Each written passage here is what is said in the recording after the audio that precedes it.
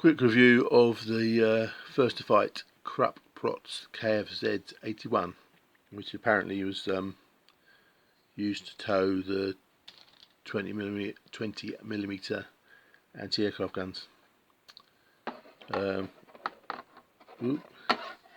Slightly more parts than I'm comfortable with, so I like simple kits. And I think, wheeled vehicles, they don't have the like a lot of the tank kits now come with all the tracks in one piece, where this wheeled vehicle has got more bits. So I don't know how much this is going to be a bit too much or not. Maybe I should have well, I don't know if there are resin ones, but the decal sheet. Anyway, so I'll put that together and see what I think. So, part 2 on the First to Fight Krupp-Protze KFZ81. I think I may have overstated the issue with the parts on this one, because the I think I forgot to mention it on the Season Miniatures KFZ70, that the parts are numbered on it, and so the number of parts on the first 3 sprues, or the 3 main sprues, is 106 parts, and it's about 120 in total. Well, this is more, it's probably close to the 30. So it's got a lot of sprues, but there's not as many, it's not as packed with parts, and they're smaller. So not quite as daunting. I still have to wait and see, try and put it together. But I think I may have overstated the problem with the parts, because say the Season Miniature one's got, like I say, 100 plus parts, and most of these, maybe 3 of these sprues are just the top half, and some of them are like really small, and most of the the bottom of it is pretty much just this, this a large part for the underneath. So the thing is, these parts here, you probably can't see them, but anyway, there's all those parts. That's like, I don't know, 30 more, I don't know, more parts than that, just to do this. Whereas this is just one piece, plus a few wheels. So yeah, not quite as daunting. That's in a way, it's quite good doing the Season Miniature ones, because it's extended my idea of how many parts is too many. Because originally I was just doing tanks, and some of the tanks I got, like Armour Fast and whatever it was, there's I can't actually remember how many parts, but it's like it's like 12 or something, really small. So anyway, I'm going to put this together now and see what's what. So right, part 3. Yeah, I think I was getting a bit over whatever about the number of parts, because like 30 parts is not a big deal at all. I was just being I don't know, paranoid after the what's it one? Oops, after the Season Miniature ones. Yeah, the number of parts in this is not a problem at all, especially because, well, I'll just show it in a minute. But yeah, so in the little magazine thing that comes with it, gives you a quick overview of what parts go where. On the thing, it's divided into 3, which I think is quite convenient for in the past when I was doing the tanks, you'd have a problem with you put it together, and then you couldn't actually paint, get the undercoat into in through the tracks of the tank tracks.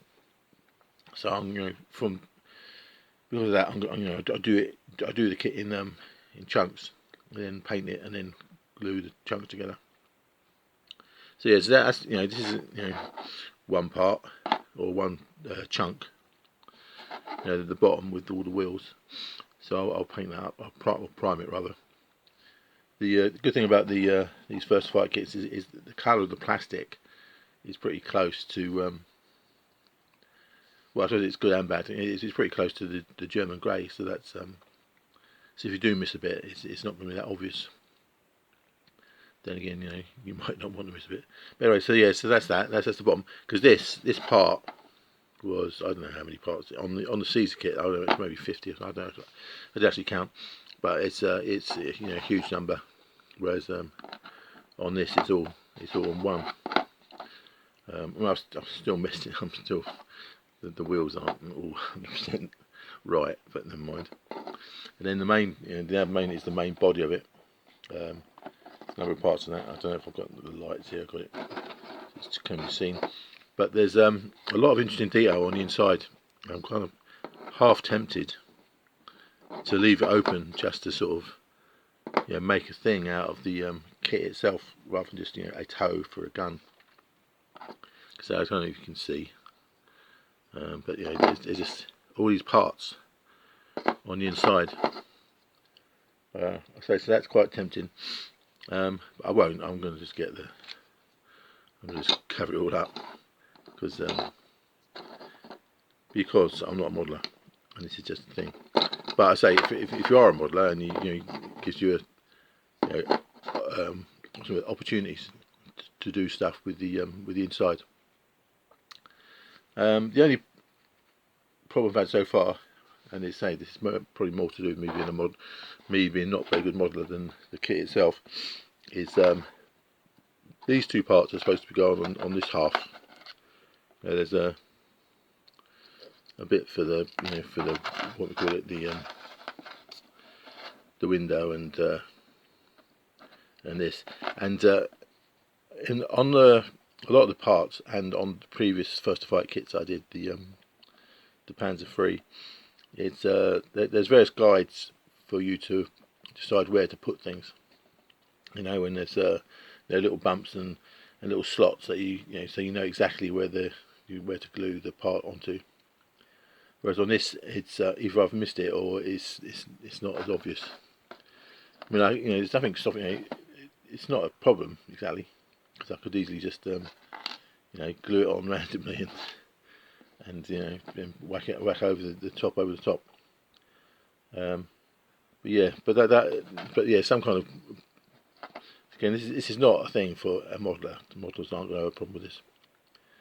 But for someone like me who's a non-modeller, then some kind of guides that tell you exactly, so that these only slot in one spot, basically.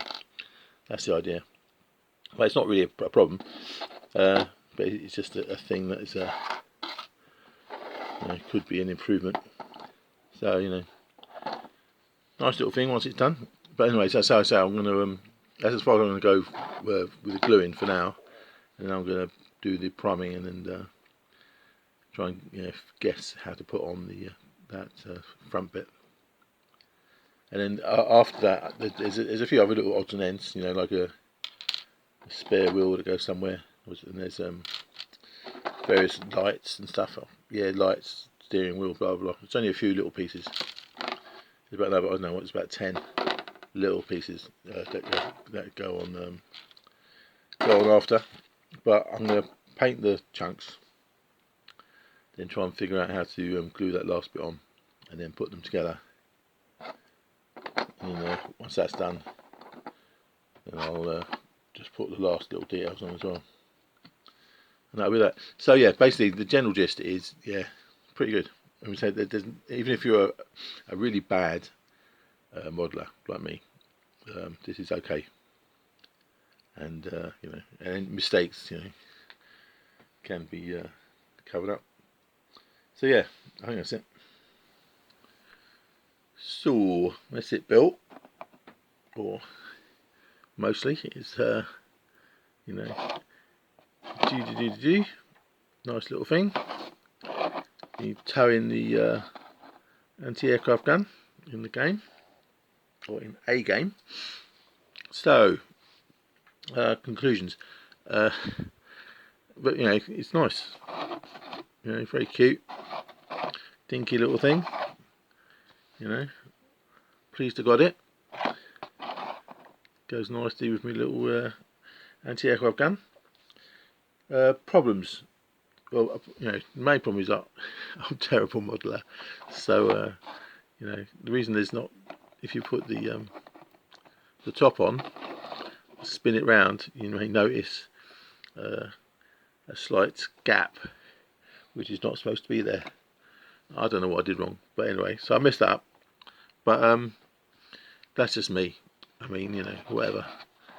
it's still it's quite. I mean, if playing on a game, you'll be looking from the top, and and you won't notice there's this bloody great hole in the front. So I don't know. I don't know if I'll just leave it off and leave it like that, or just glue it on and say whatever. Because I'm not a modeler. I'm terrible at modelling.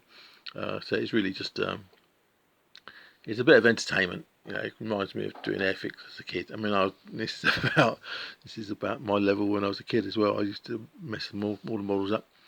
But yeah, ignoring all that stuff, and it's all right. It's fun. I kind of enjoyed it, even though cause I didn't really enjoy the Caesar one because not that it was a bad model, just because there's too many parts. And there's whatever. Too many parts times me not being very good at it is a bit of a nightmare. But this is easy really. It's just I messed it up because I don't know why I messed it up, but I did. Yeah, I did have an issue with this front part because I couldn't quite figure out. I mean, I didn't quite know where it was going to go, and so I did it, and it was whatever. I messed it up somehow. But I don't mind because whatever. It was fun. And it does does job because I mean in a game I don't even know even if I use a toe, I mean I might do occasionally, but even if I do it's going to go in, drop the thing off and run away again. So that's alright. It's just a bit of fun really. Was there anything else about that? No. So apart from not being entirely sure how the front bit goes on, that's the only issue I had. And if I was a better modeler, that'd be fine. But if some more fixed guide points that it could only fit in one way, that would probably be an improvement for people like me. But for a good modeler, I'm sure it wouldn't be a problem at all. Anything else to say? I mentioned on a previous that it's got lots of sort of detail in the on the inside with seats and stuff, which might be easier to see this time. I don't know if that's true or not. Turn it on the light. So anyway, that's the next one down. The KFZ 81 tow for the anti-aircraft guns, and then the next one will be the KFZ 69, which was the the official tow for the anti-tank guns. So yeah, I say I think it's a good kit. I'm a terrible modeler, but I think it's a good kit. And for early war stuff, all good fun. Oh, the other thing, well, it's not really a thing. He's got these little, I don't know what they are, but they're for go on the front, and I'm sure they're not going to last very long. So I might just pull them off anyway, because they're going to fall off at some point. But for now, they're there. There you go. KFZ 81, first to fight. I like it. I'm glad I got it. It was fun. Anyway, okie doke, to a bit.